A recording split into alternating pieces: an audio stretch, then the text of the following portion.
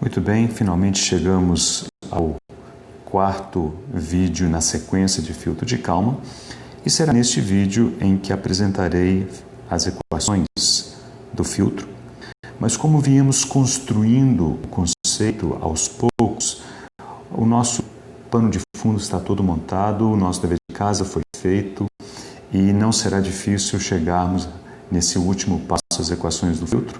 Então é o que eu vou mostrar para vocês depois de falar rapidamente sobre o Kalman e terminar com um exemplo.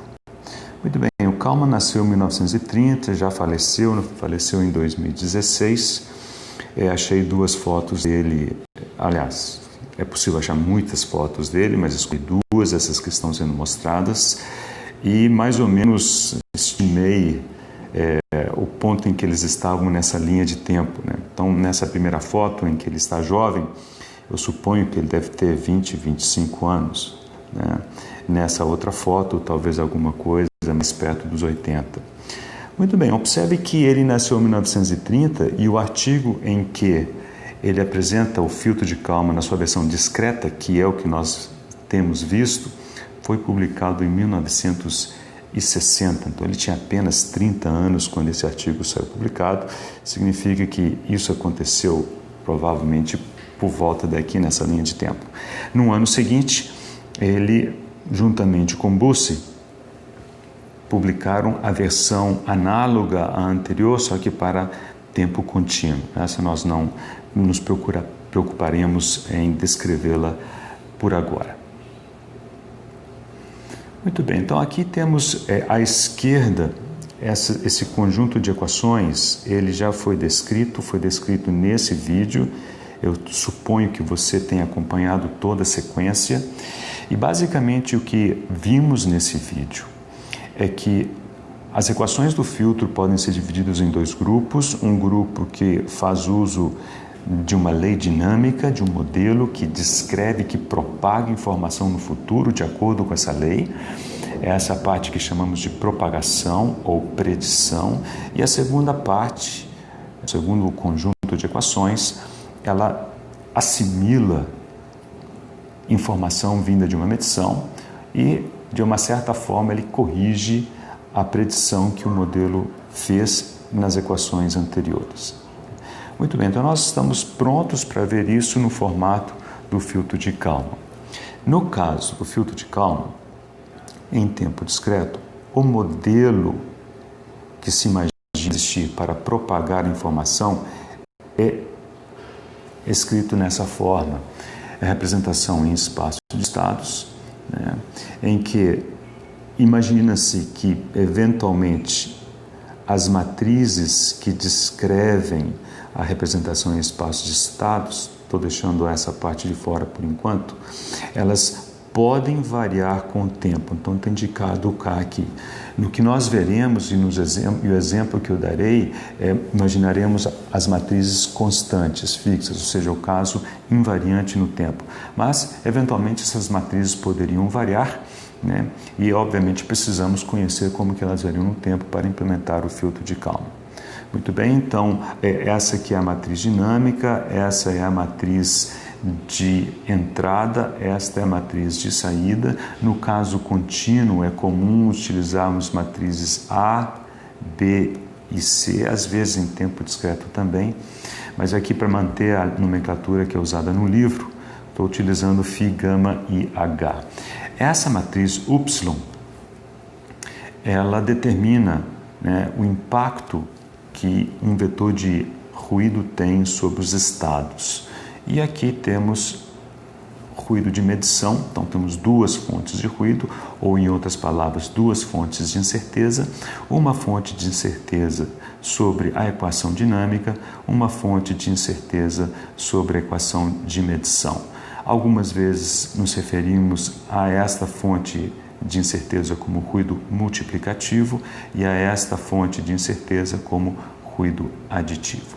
O que mais sabemos, ou o que mais é suposto a respeito dessas fontes de ruído? Muito bem, aqui isso diz que a fonte de ruído multiplicativo é dada por essa matriz de covariância E tipicamente imaginamos que é uma matriz de covariância diagonal, imaginando que isso aqui é ruído branco. Idem para a fonte de ruído da equação de medição. E tomando a esperança do produto ser igual a zero, significa que essas duas fontes de ruído são independentes. Então, em princípio, não existe nenhuma correlação entre o que perturba ou atrapalha os estados e aquilo que atrapalha ou contamina o conjunto de medições. Muito bem, então aqui temos claramente indicadas as duas equações de propagação e as três equações de assimilação que são correspondentes a esse conjunto. Então, da mesma forma como que aqui chamávamos isso daqui da estimativa a priori no tempo T2 era obtida por uma propagação via modelo da estimativa a posteriori da iteração anterior. Observe que é exatamente isso que aparece aqui. Aqui temos indicado pelo mais o a posteriori, e o a posteriori ele é propagado via o modelo. Observe as matrizes, exatamente essa equação sem essa parcela, porque na hora de propagar eu propago com o modelo, a parte determinística do modelo. Okay? Muito bem, com isso eu gero o a priori, que é o menos, mais da iteração seguinte. E fazemos a mesma coisa para a matriz de covariância. Em outras palavras, essas duas equações me fornecem média, né, e covariância na próxima iteração. E como é antes de chegar à nova medição, chamamos isso aqui da distribuição a priori. Pois bem, a medição chega aqui, então vamos alterar aqui um pouco a sequência dessas equações. Como aqui já precisamos de conhecer o K, calculamos o K na equação anterior, então é como se estivéssemos trocado a posição dessas duas equações. Calcula-se o vetor de ganhos e essa equação faz a assimilação. Chegou a informação, essa diferença chamamos de inovação, vocês lembram dessa discussão, e fazemos a correção da média a priori a partir do ganho calculado e esse erro cometido, que é a inovação. Com isso, temos a versão a posteriori, que é a predição, digamos, é a saída do filtro no instante K mais 1. E também fazemos a mesma coisa para a matriz de covariância, tomando a matriz de covariância a priori, levando em conta a informação que foi utilizada, a informação da medição. Observe que isso aparece implicitamente aqui. E temos, portanto, a matriz de covariância a posteriori. Apenas lembrando que quando a gente propaga informação, a nossa incerteza aumenta, porque estamos nos movendo no futuro utilizando um modelo incerto. Quando chega uma informação concreta, medida, e a gente assimila essa informação, a incerteza reduz. Muito bem, esse é o formato das equações, a nomenclatura que adoto no livro, mas aqui vale a pena olhar, se eu estou fazendo apenas uma comparação com outro tipo de nomenclatura, por exemplo, que é a nomenclatura utilizada aqui. Então, o a priori, que é indicado pelo menos, é informação no instante K mais 1, utilizando informação passada. Por isso a gente chama isso de a priori. O a posteriori, indicado pelo mais, já utiliza informação no instante K mais 1 para ajustar a informação que eu tinha no a priori em K mais 1. Muito bem, vamos ao exemplo. Então, no exemplo, começamos gerando os dados e geraremos os dados com o modelo no formato que se supõe que ele exista. Então, as matrizes dos modelos, do modelo, né, Φ, gama, Y e H. Essas matrizes estão implementadas aqui, né? E vamos utilizar como entrada um sinal aleatório com distribuição uniforme. Observe, 3 indica que serão 3 linhas e 300 colunas. Ok? Ok. Então, observe que isso é como... Vou colocar aqui, vocês vão entender. É como se eu colocasse aqui uma entrada, outra entrada no instante K. Então, estou utilizando um certo abuso de nomenclatura. Observe que, ao fazer isso, eu efetivamente consigo atingir os 3 estados com essas 3 entradas.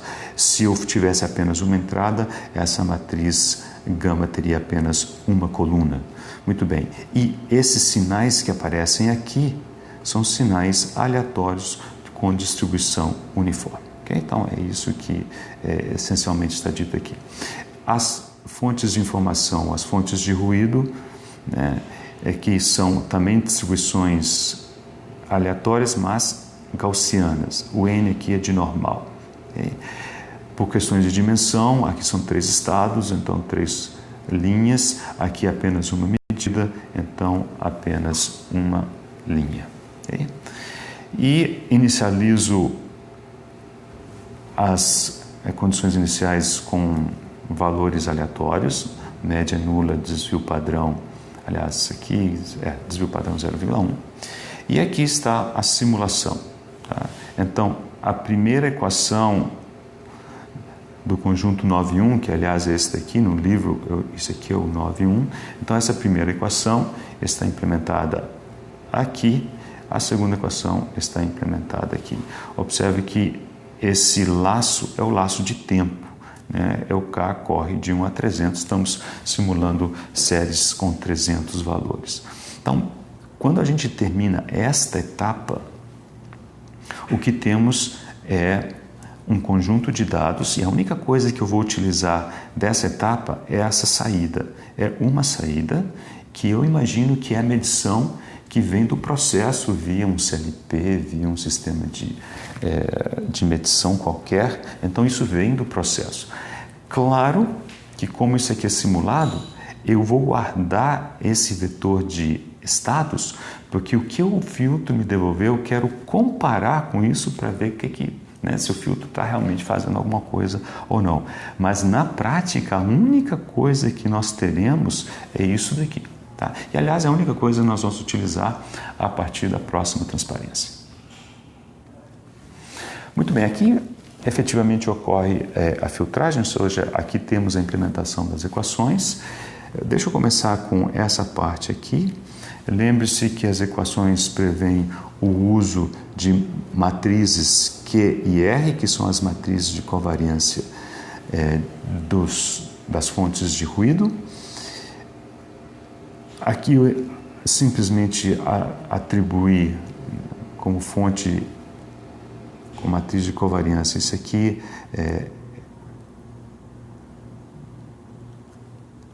tem essa cara. Tentei outros valores, além de 10, 100, 1000, funciona razoavelmente bem. Nesse caso, essa escolha não é crítica.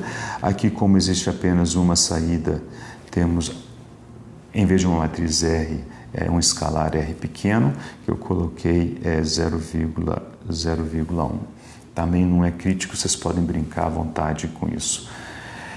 O que nós fizemos aqui de importante, eu acho? Na hora de implementar o filtro, precisamos de um modelo.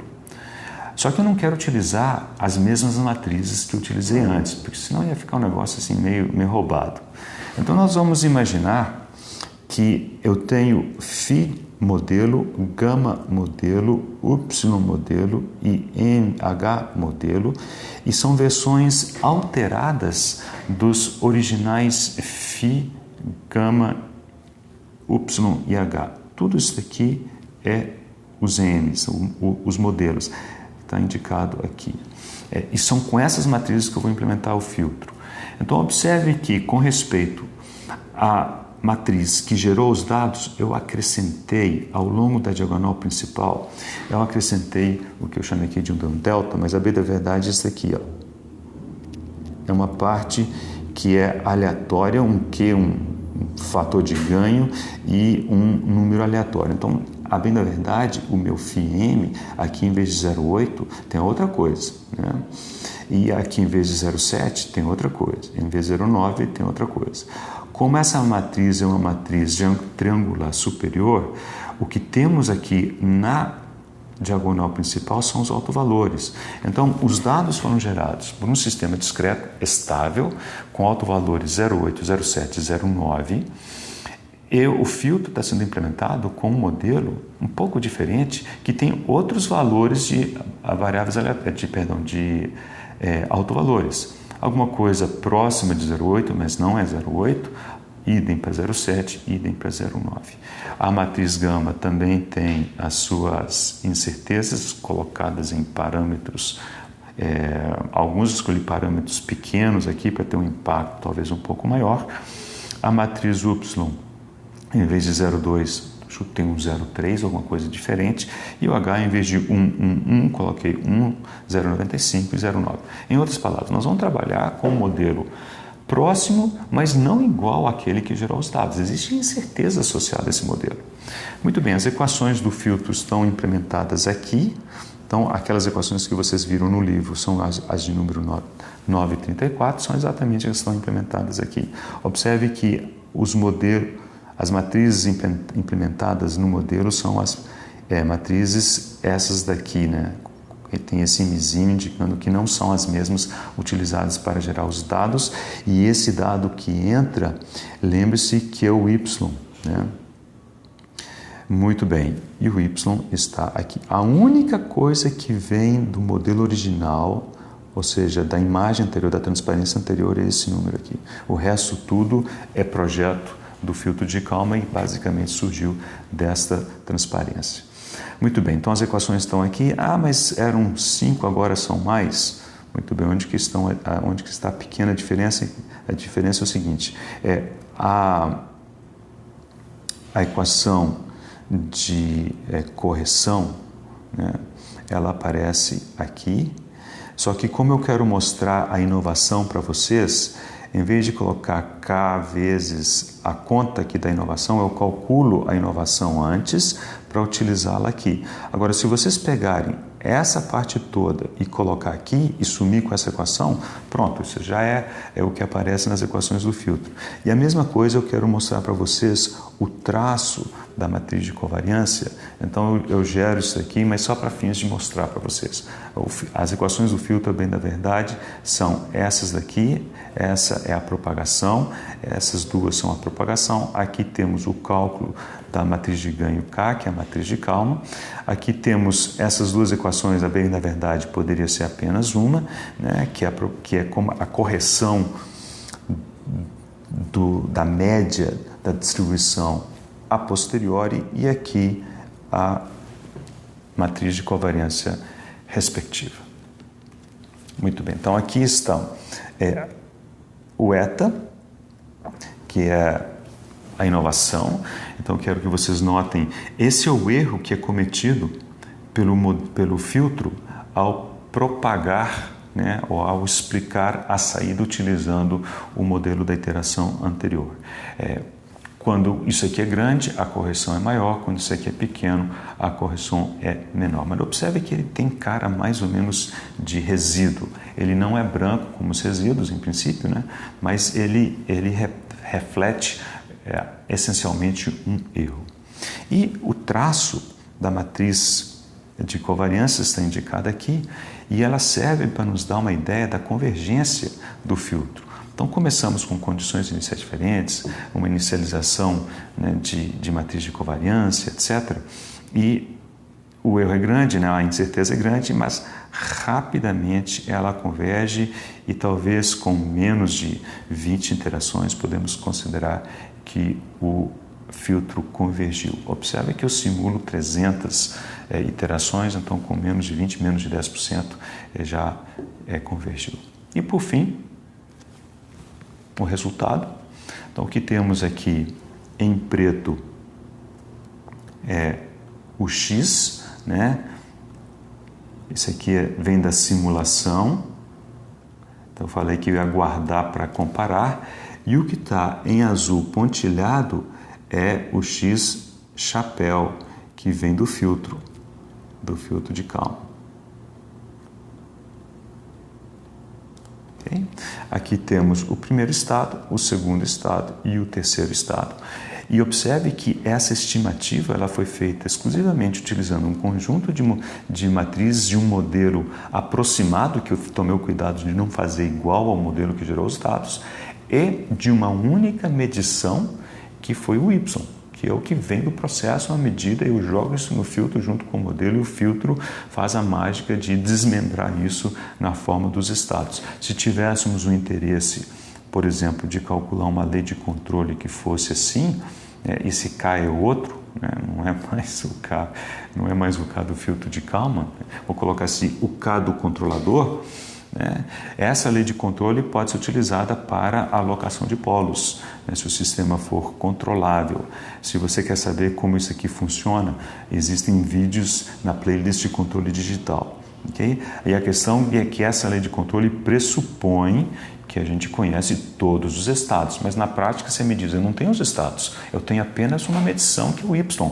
Pronto, o filtro de Kalman, assim como os observadores de Luenberg, podem, a partir de uma medida, nos fornecer os estados. Não existe mágica, porque a troca é que eu tenho que ter um modelo. Se eu não tiver o modelo, só tiver uma medição, aí não adianta também.